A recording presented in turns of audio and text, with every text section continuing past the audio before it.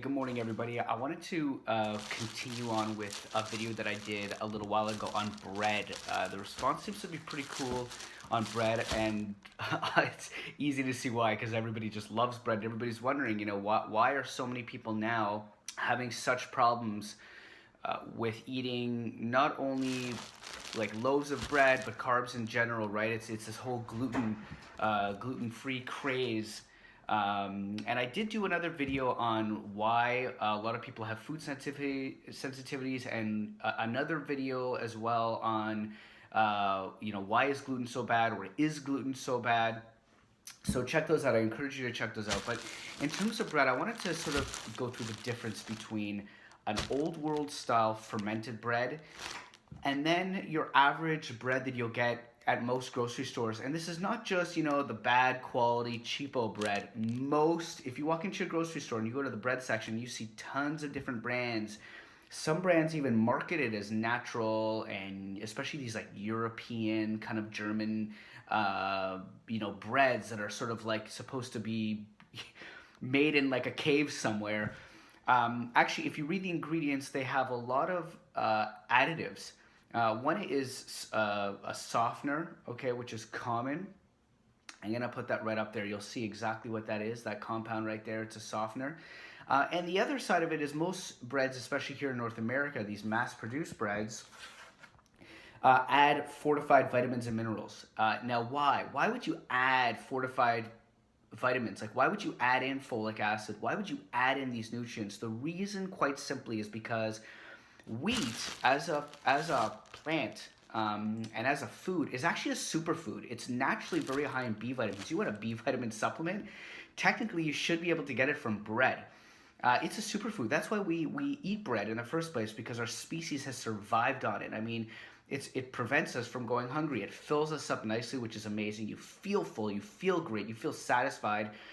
But another thing is that it actually gives you the necessary ingredients to use the carb from bread and convert it into usable energy.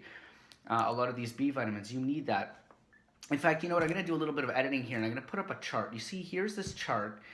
It's very complicated. You don't need to know it. In fact, in biology, it's a complete waste of time to memorize this. But basically what this means, this is the conversion of glucose into energy. And you can see it goes through a lot of different steps. And along the ways, you need certain nutrients. You need enzymes, first of all, which are proteins. And you need vitamins, in particular B vitamins, in order to do this. So let's now go to the processed bread. The processed bread, because you're using highly, highly refined flour, so it's really refined down, really void of these nutrients. You strip the wheat of these valuable nutrients, and then what you do is you add in manufactured yeast to the mix. And the reason for this, of course, is so that you could feed the masses. You can create bread really, really fast and very inexpensively.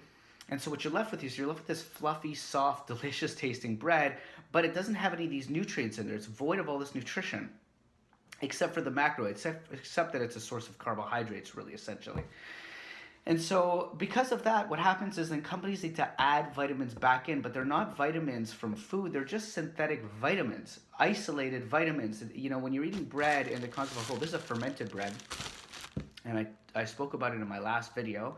It's actually this company right here. Okay, Stone Mill.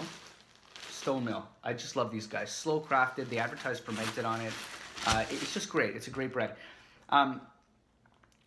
The highly refined processed bread, they're adding in vitamins and minerals, and because of that, you're really getting no nutrition. So, imagine for breakfast, you want to make yourself or even your kids something really, really quick. You take, normal bread and you make them a sandwich or something, or you give them toast, or you put sauce and cheese on it and throw it in the oven, and then it's like pizza first thing in the morning. It tastes amazing. But at the same time, the problem with it is that it makes you feel full. You're eating bread, so it does fill you up. It makes you feel full, and it gives you the illusion that you're satisfied. But now in the body, you have to think, how are you actually going to deal with all those carbohydrates? You have to actually convert it. You have to store it, right? First of all, you have to digest it. So that requires a ton of energy. You have to transport it down the intestinal tract. That requires energy. Then you have to assimilate the nutrients, even though there's not really much nutrition in there as it is, but your body still needs to go through the process. So now You need to rev up your metabolism, and you need to start looking for nutrition in this food. It all requires tons of energy. You have to activate enzymes, and it really takes a huge toll on the body. And the other thing too is that it requires a lot of these B vitamins and other nutrients in order to do that. Normally, you're getting that from the food. Like when you eat a piece of fruit, you're not just shoving sugar in the body. You're consuming. Sure, there's fructose, but then you're consuming all these other vitamins and minerals, and then antioxidants, which are also protective against the whole process, because as you digest and you rev up your metabolism, you actually have oxidative stress that occurs. You generate free radicals that are necessary for survival. That's actually in part what these antioxidants are used for as well. Anyway, with bread, it's kind of the same thing. So if you're eating this bread, it makes you feel full, so you feel like, oh yeah, I can go all day just eating bread. I can go all week. I can just survive on this stuff. But what you don't realize is that it's robbing your body of nutrition. The fermented stuff, I'm going to show you the ingredients. I'm going to try zooming in on it. Can you guys see that?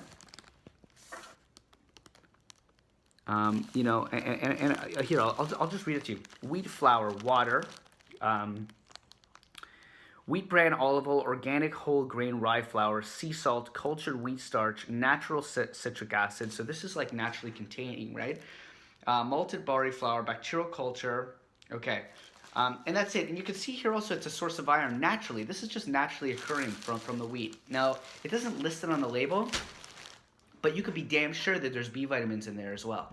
There's other minerals naturally occurring in there. There's no softeners. They don't add in vitamins or minerals. You don't see ascorbic acid listed on there. You don't see pyridoxal 6-phosphate listed on there. You don't see folic acid or folate listed on there, because they don't need to add it back in. It's naturally occurring. So as you consume this, the naturally fermented, old world style, what's another word for it? They use another one like naturally leavened. That's another word for these nice fermented breads where you create it over time. So you use the ambient yeast. It just takes longer to make. So you're using the yeast and bacterial culture from the air instead of like adding it back in this mass production method.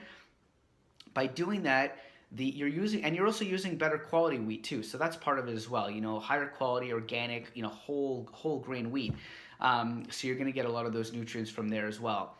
When you consume something like this, it's still carb. You can't take too much of it. You still can gain weight if you eat too much carb, no matter what it is, if that's your concern. But you're not gonna be robbing the body of tons of nutrition, because there's tons of nutrition in this. This bread is actually a superfood, especially if eaten in moderation.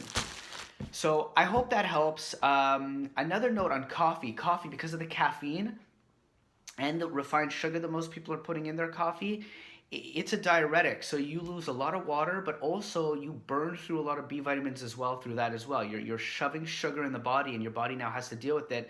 So now you have to use B vitamins and other nutrients from somewhere. Where are you going to get it? Well, you're going to rob it from your body, your cells. You're going to rob it from elsewhere. So that's why coffee further compounds it. What do most people eat first thing in the morning? Toast with coffee, right? I hope that helps. If this added any value whatsoever, give me the thumbs up so I know that I'm on the right track.